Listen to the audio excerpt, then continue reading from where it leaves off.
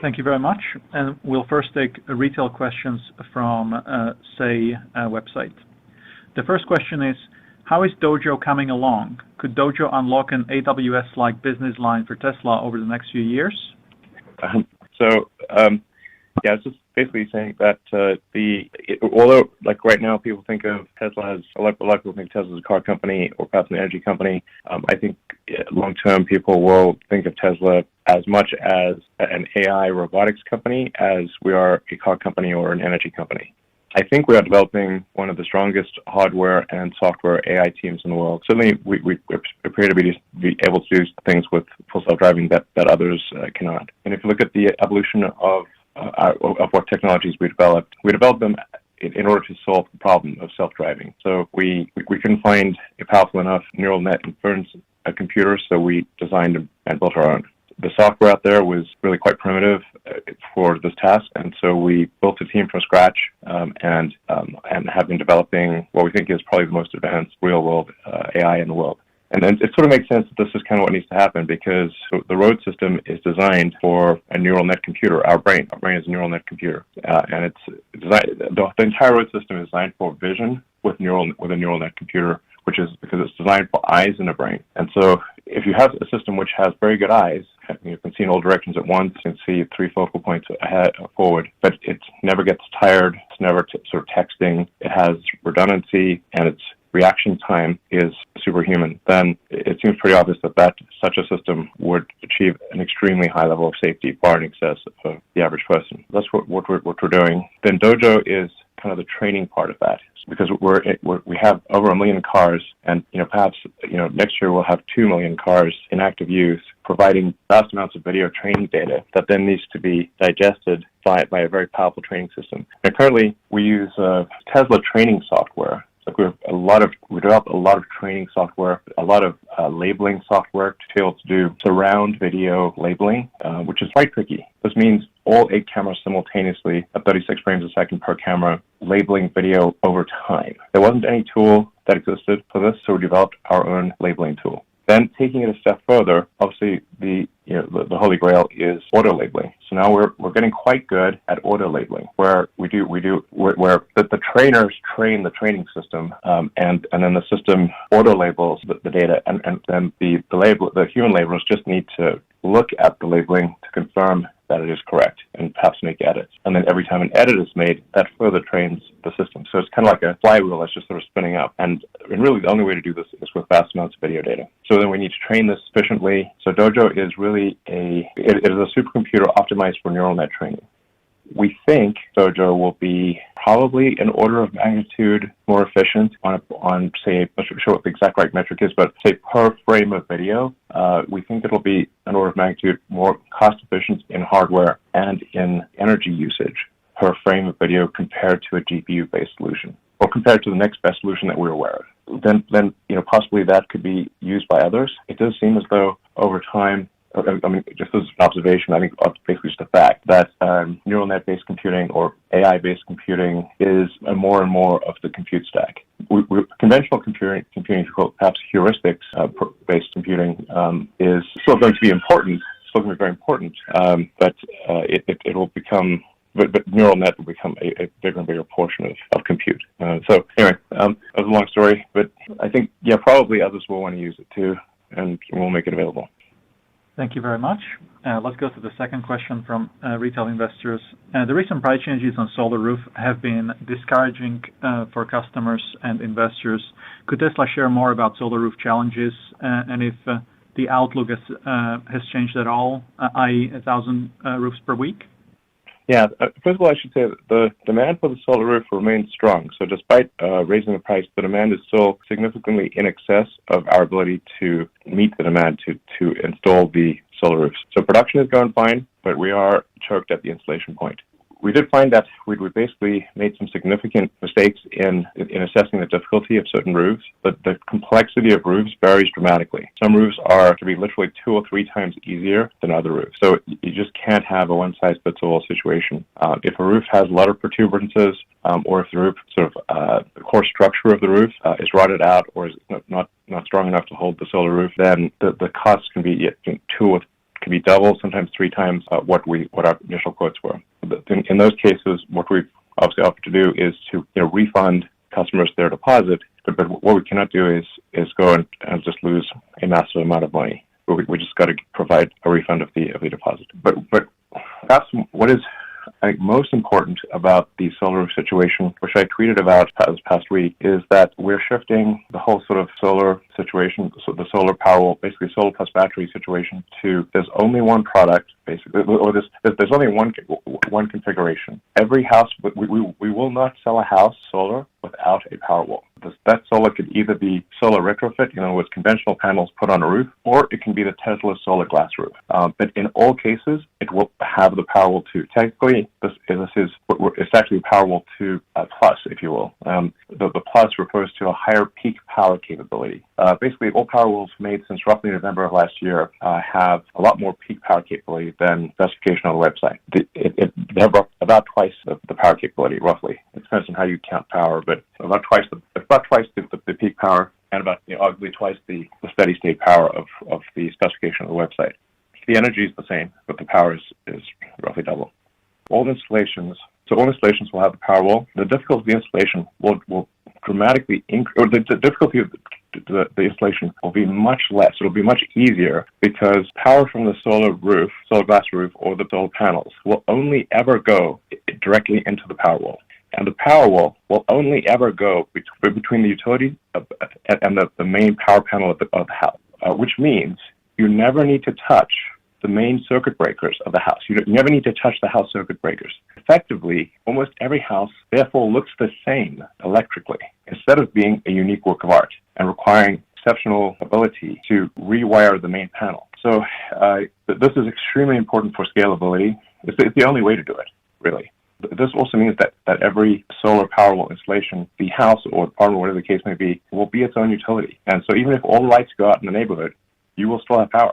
So that gives people energy security. And we can also, in working with the utilities, use the Powerwalls to stabilize the overall grid.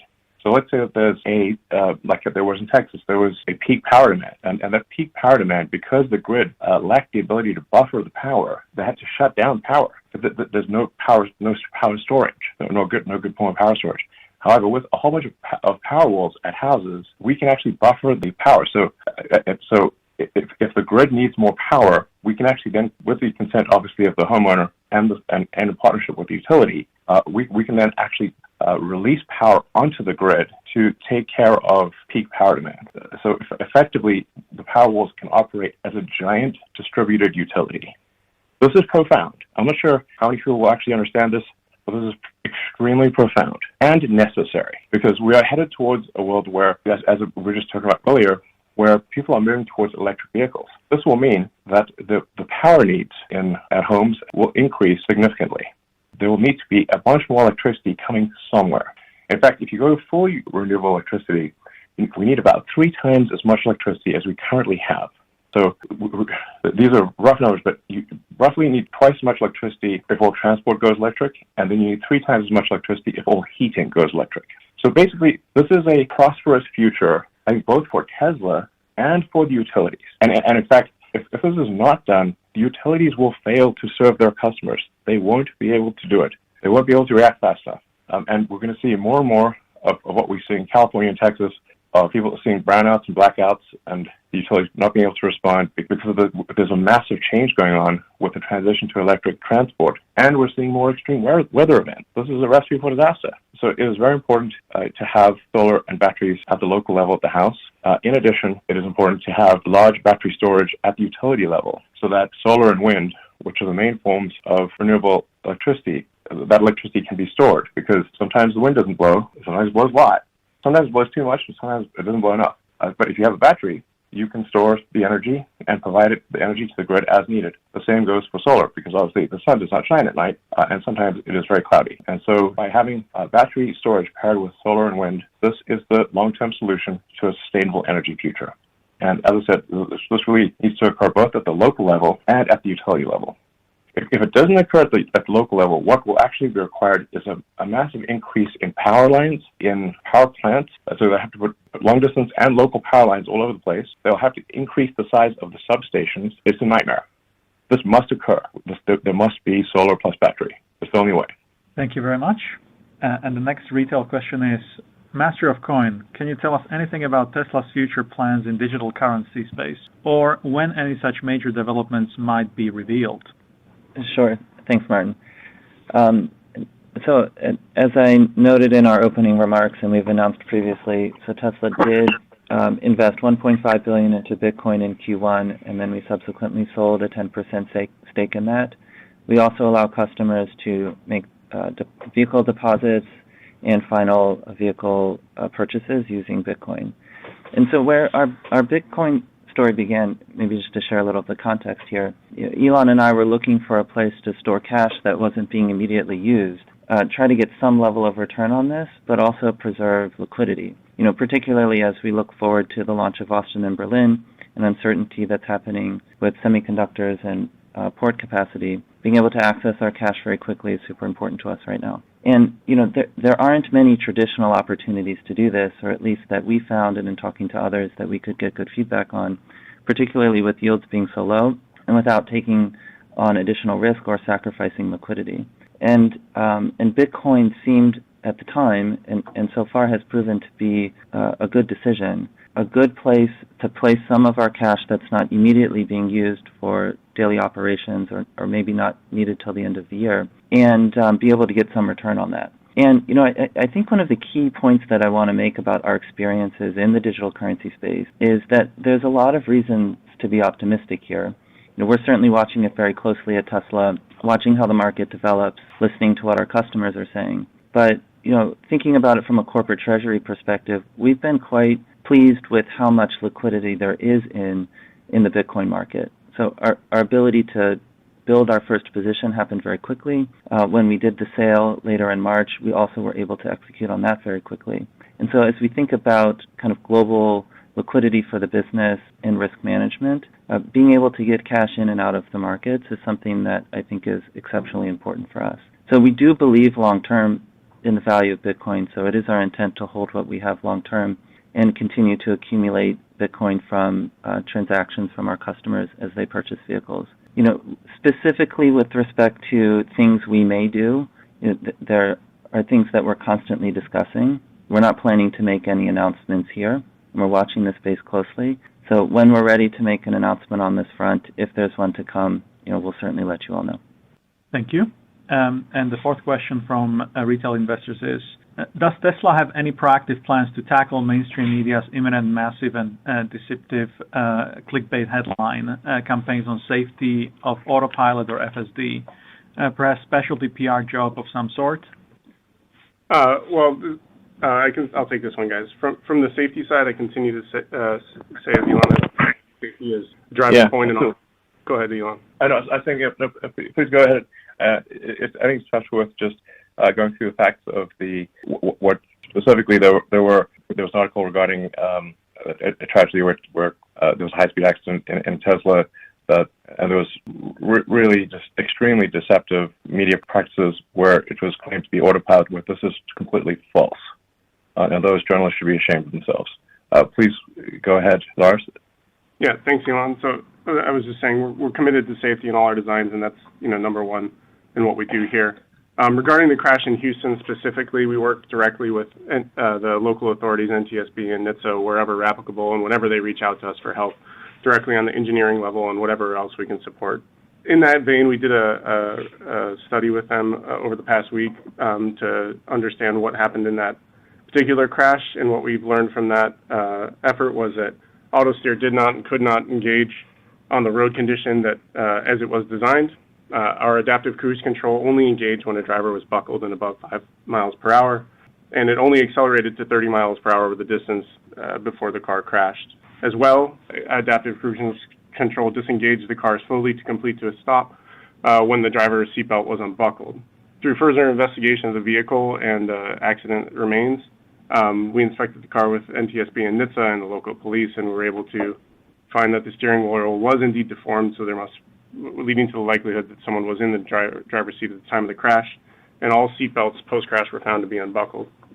We were unable to recover the data from the SD card at the time of impact, but the local authorities are working on doing that, and we await their report. As I said, we continue to hold safety in a high regard and look to improve our products in the future through this kind of data and other information from the field. Okay, thank you very much. Let's go to the next question from institutional investors.